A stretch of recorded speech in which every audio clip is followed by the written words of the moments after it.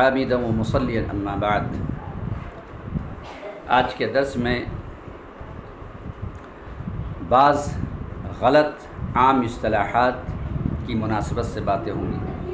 اللہ تعالیٰ سے دعا ہے کہ اللہ العالمین تو مجھے کہنے کے ساتھ ساتھ عمل کرنے کی توفیق عطا فرمائے، اور ہم تمام سامعین کو، سننے والوں کو سننے کے ساتھ ساتھ عمل کرنے کی توفیق عطا فرمائے۔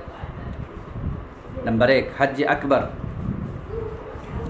اکثر لوگ یہ سمجھتے ہیں کہ جس سال یوم عرفہ جمعہ کے روز آئے وہ حج اکبر کہلاتا ہے، اور اس کا ثواب عام حج کی نسبت 70 گنا زیادہ ہوتا ہے۔ یہ تصور بالکل غلط ہے۔ 9 ہجری میں آپ صلی اللہ علیہ وسلم نے حضرت ابوبکر صدیق رضی اللہ عنہ کو امیر حجاج بنا کر بھیجا۔ بعد میں سورہ توبہ کی شروع کی آیت نازل ہوئی جن میں یہ بات بھی ارشاد فرمائی گئی، وَأَذَانٌ مِّنَ اللَّهِ وَرَسُولِهِ إِلَى النَّاسِ يَوْمَ الْحَجِّ الْأَكْبَرِ أَنَّ اللَّهَ بَرِيءٌ مِّنَ الْمُشْرِكِينَ وَرَسُولُهُ، سورہ نمبر 9 آیت نمبر 3۔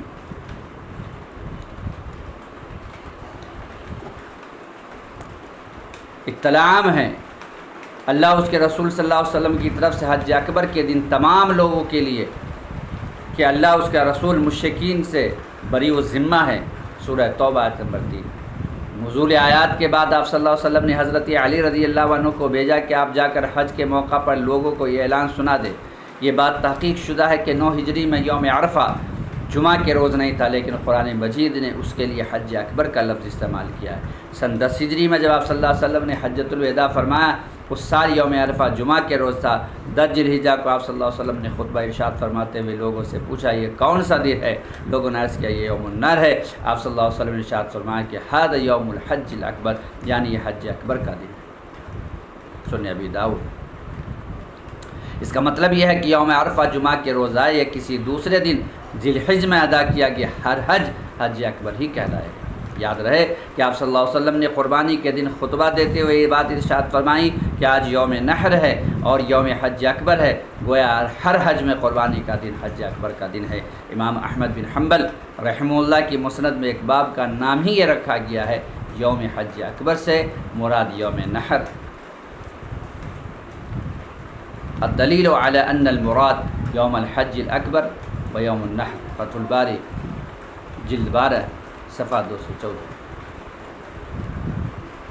اس سے بات واضح ہو جاتی ہے کہ ہر سال یوم نحر یوم حج اکبر ہے، اور ہر سال کا حج اکبر کہلاتا ہے۔ حج کو حج اکبر کہنے کی وجہ صرف یہ ہے کہ عمرہ میں چونکہ حج کے کچھ ارکان شامل ہیں، اس لیے اہل عرب عمرہ کو حج اصغر کہتے تھے، اور ذی الحجہ میں ادا کیے گئے حج کو حج اصغر سے ممیز کرنے کے لیے حج اکبر کی اصطلاح استعمال کرتے تھے۔ لہٰذا اب بھی اہل علم اسی مفہوم کے ساتھ یہ دونوں اصطلاحات استعمال کرتے ہیں۔ نمبر 2، بڑا اور چھوٹا عمرہ۔ بعض لوگ یہ سمجھتے ہیں کہ جو عمرہ میقات سے احرام باندھ کر کیا جاتا ہے وہ بڑا عمرہ ہوتا ہے، اور جو عمرہ تنعیم یا جعرانہ سے احرام باندھ کر کیا جائے وہ چھوٹا عمرہ ہوتا ہے۔ احادیث سے نہ تو چھوٹے بڑے عمرے کے الفاظ ثابت ہے، نہ ہی مذکورہ فرق حدیث سے ثابت ہے۔ آپ صلی اللہ علیہ وسلم نے عمر بھر میں 4 عمرے ادا فرمائے، 3 مدینہ منورہ سے آ کر یعنی ذوالحلیفہ سے احرام باندھ کر، اور یہ غزوہ حنین سے واپسی پر جعرانہ سے احرام باندھ کر۔ لیکن قیام مکہ کے دوران تنعیم یا جعرانہ جا کر احرام باندھنا نہ تو آپ صلی اللہ علیہ وسلم سے ثابت ہے اور نہ ہی صحابہ کرام اور ائمہ اعظام رحم اللہ سے، بلکہ اہل علم نے ہمیشہ ہی اس کے ناپسندیدہ ہونے پر اتفاق کیا۔ تنعیم یا جعرانہ سے احرام باندھ کے عمرہ کرنے کی اصل حقیقت یہ ہے کہ حضرت عائشہ رضی اللہ تعالی عنہا جب آپ صلی اللہ علیہ وسلم کے ساتھ حجۃ الوداع کے لیے تشریف لائیں تو راستے میں انہیں حیض کی شکایت ہو گئی، جس وجہ سے وہ حج سے قبل عمرہ ادا نہ کر سکی۔ حج کے بعد آپ صلی اللہ علیہ وسلم نے ان کے بھائی عبد الرحمن بن ابی بکر رضی اللہ عنہ سے کہا کہ انہیں حضرت عائشہ کو تنعیم لے جاؤ تاکہ وہاں سے احرام باندھ کر یہ عمرہ کر سکیں۔ اگر ایسے ہی کوئی مجبوری یا عذر کسی کو درپیش ہو تو پھر تنعیم سے احرام باندھ کر عمرہ کرنا درست ہے، اور وہ عمرہ ویسا ہی ہوگا جیسا میقات سے احرام باندھ کر کیا گیا عمرہ، اسے چھوٹا عمرہ کہنا درست نہیں۔ نمبر 3، روضہ شریفہ۔ بیشتر لوگ آپ صلی اللہ علیہ وسلم کی قبر مبارک کو روضہ شریفہ کہہ کر پکارتے ہیں، حالانکہ وہ دراصل حجرہ شریفہ ہے جو ام المومنین حضرت عائشہ صدیقہ رضی اللہ عنہا کا گھر ہوا کرتا تھا، اور اب اسی جگہ پر آپ صلی اللہ علیہ وسلم کی قبر مبارک ہے۔ آپ صلی اللہ علیہ وسلم نے جس مقام کو روضہ کا نام دیا ہے، وہ آپ صلی اللہ علیہ وسلم کے گھر اور آپ صلی اللہ علیہ وسلم کے ممبر کے درمیان والی جگہ ہے، جسے اب سفید سنگ مرمر کے ستونوں سے ممیز کیا گیا، اور جہاں ہمیشہ سفید رنگ کے قالین بچھے رہتے ہیں، جس کے بارے میں آپ صلی اللہ علیہ وسلم کا ارشاد مبارک ہے، ما بین بیتی و ممبری روضۃ من ریاض الجنہ، یعنی میرے گھر اور میرے ممبر کی درمیانی جگہ جنت کے باغیچوں میں سے ایک باغیچہ ہے۔ صحیح بخاری اور صحیح مسلم۔ یہاں بیٹھ کر نماز پڑھنا، تلاوت کرنا اور ادعیے اذکار اور توبہ استغفار کرنا بہت زیادہ اجر و ثواب کا باعث ہے۔ نمبر 5، جمرات اور شیطان۔ جمرات یا جمار، جمرہ کی جمع ہے، جمرہ کا مطلب ہے کنکری۔ مینا میں تھوڑے تھوڑے فاصلہ پر 3 ستون تعمیر کیے گئے ہیں، جنہیں حاجی دوران حج باری باری ساتھ ساتھ کنکریاں مارتے ہیں، اسی نسبت سے ان ستونوں کو جمرات کہا گیا۔ رمی جمار کے بارے میں سب سے زیادہ مشہور بات یہ ہے کہ جب حضرت ابراہیم علیہ السلام حضرت اسماعیل علیہ السلام کو ذبح کرنے کے لیے جا رہے تھے، تو راستے میں ان 3 مقامات پر شیطان نمودار ہوا۔ حضرت ابراہیم علیہ السلام کو بیٹے کی قربانی دینے سے روکنے اور بہکانے کی کوشش کی۔ حضرت ابراہیم علیہ السلام نے اسے ہر مقام پر ساتھ ساتھ کنکریاں ماری اور شیطان ملعون دفع ہو گیا، لہذا اس واقعہ کی یادگار کے طور پر ان مقامات پر کنکریاں پھینکی جاتی ہیں۔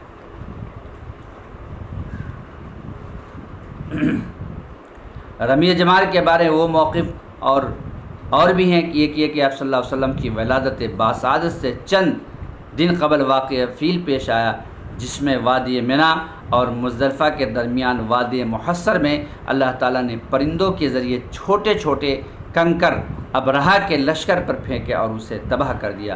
یہ رمی جمرات اسی واقعہ کی یادگار ہے۔ دوسرا موقف یہ کہ رمی کا معنی تیز پھینکنا بھی ہے، اور جمار کا مطلب متحد اور متفق لوگ بھی ہے، لہذا حج کے دوران پوری امت مسلمہ کا متحد ہو کر ایک جگہ رمی کرنا اس بات کا اعلان ہے کہ وہ کفر و شرک کے خلاف عملی جہاد کرنے کے لیے ہر وقت تیار ہے۔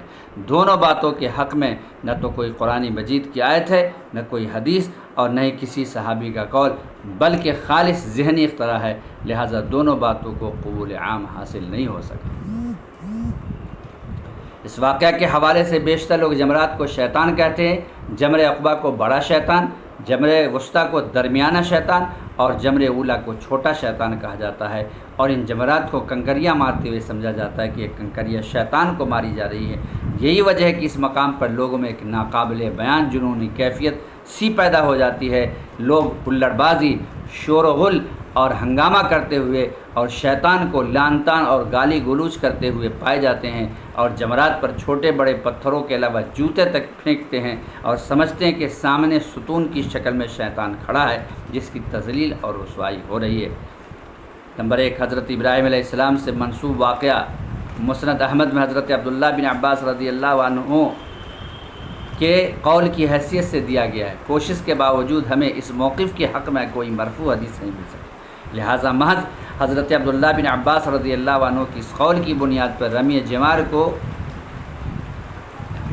اس واقعہ سے منسوب کرنا مشکل ہے۔ ممکن ہے کہ حضرت عبداللہ بن عباس رضی اللہ عنہ نے یہ بات حضرت کعب بن احبار سے سنی ہو، جو کہ ایک یہودی عالم تھے اور وہ مسلمان ہو گئے۔ واللہ عالم بالصواب۔ نمبر 2، اگر حضرت عبداللہ بن عباس رضی اللہ عنہ کی اس روایت کو درست بھی تسلیم کر لیا جائے، تب بھی زیادہ سے زیادہ اس سے جو بات اخذ کی جا سکتی وہ یہ ہے کہ رمی جمار حضرت ابراہیم علیہ السلام کے مذکورہ واقعہ کی یادگار ہے، لیکن اس سے جمرات کو شیطان قرار دینے اور جمرات پر رمی کو شیطان پر رمی قرار دینے کا جواز تو پھر بھی ثابت نہیں ہوتا۔ خلاصہ کلام یہ ہے کہ جمرات کو شیطان کہنا اور جمرات پر رمی کو شیطان پر رمی تصور کرنا بالکل غلط ہے اور بے بنیاد ہے۔ صحابہ کرام رضی اللہ عنہم، تابعین اور تبع تابعین اعظام رحم اللہ میں سے کسی سے بھی جمرات کے بارے میں ایسا سمجھنا ثابت نہیں۔ رمی جمار کے بارے میں جو بات صحیح حدیث سے ثابت ہے وہ یہ ہے کہ جس طرح طواف سعی قربانی اور وقوف عرفات اور وقوف مزدلفہ عبادات ہیں، اسی طرح رمی جمار بھی ایک عبادت ہے، جس کا مقصد اللہ تعالیٰ کا ذکر، عظمت اور کبریائی بیان کرنا ہے۔ یہی وجہ ہے کہ ہر کنکری پھینکتے وقت اللہ اکبر کہنے کا حکم دیا گیا ہے۔ جمر وسطی اور جمر اولا کو کنکریہ ماننے کے بعد قبلہ رخ کھڑے ہو کر دعائیں مانگنے کا حکم بھی ہے۔ امام ابن تیمیہ رحمہ اللہ نے 10 ذی الحجہ کو جمر عقبہ کی رمی کو منی کا تحیہ قرار دیا ہے۔ ان کے نزدیک دوران حج یوم نحر کو نماز عید نہ پڑھنے کی وجہ صرف یہ ہے کہ جس طرح مسجد حرام میں طواف تحیہ ادا کرنے کے بعد 2 رکعت نماز ادا کرنے کی ضرورت باقی نہیں رہتی، اسی طرح رمی جمر عقبہ کے بعد نماز عید کی ضرورت باقی نہیں رہتی۔ فتاوی ابن تیمیہ۔ لہٰذا ہر حاجی پر لازم ہے کہ وہ رمی جمار کے وقت اسی متانت، وقار اور نظم و ضبط کو برقرار رکھے جو متانت، وقار اور نظم و ضبط طواف سعی، وقوف عرفات اور وقوف مزدلفہ کو عبادت سمجھتے ہوئے ملحوظ رکھا جائے۔ مدینہ منورہ کا سفر۔ مدینہ منورہ کا سفر کرتے ہوئے حاجی کو چند باتوں کا خیال رکھنا چاہیے۔ مدینہ منورہ کا سفر صرف مسجد نبی صلی اللہ علیہ وسلم کی زیارت کی نیت سے کرنا چاہیے۔ آپ صلی اللہ علیہ وسلم کا ارشاد مبارک ہے کہ میری اس مسجد میں ادا کی گئی نماز دوسری مساجد کے مقابلے میں 1000 درجہ افضل ہے سوائے مسجد حرام کے۔ صحیح مسلم۔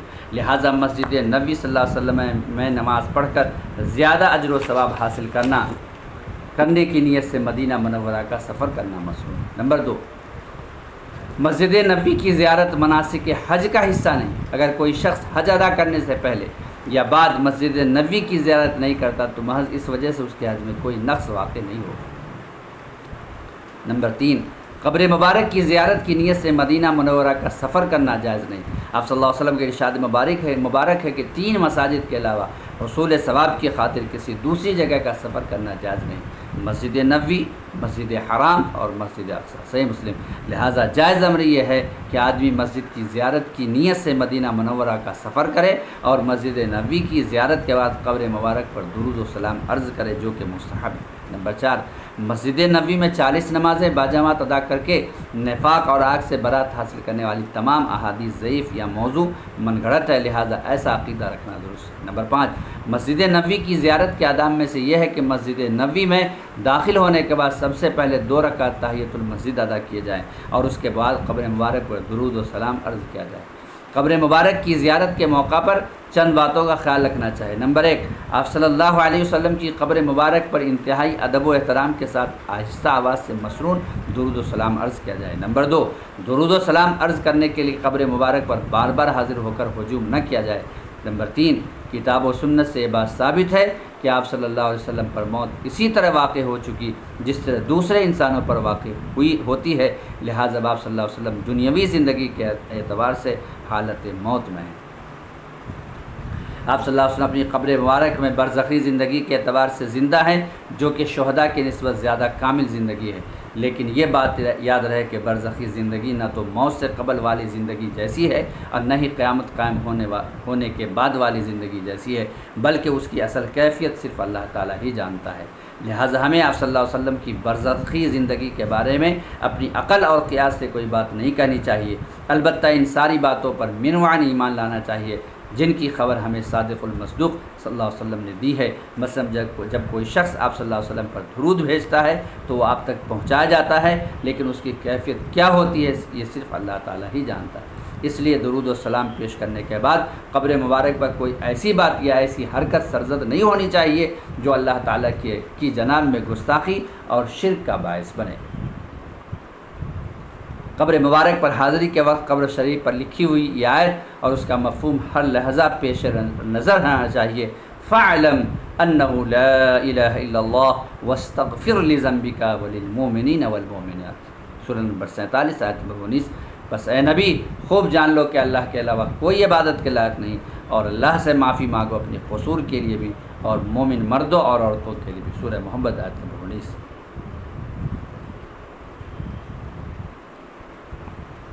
تو آج کے درس میں بعض جو غلط اصطلاحات ہیں اس کی وضاحت کی گئی۔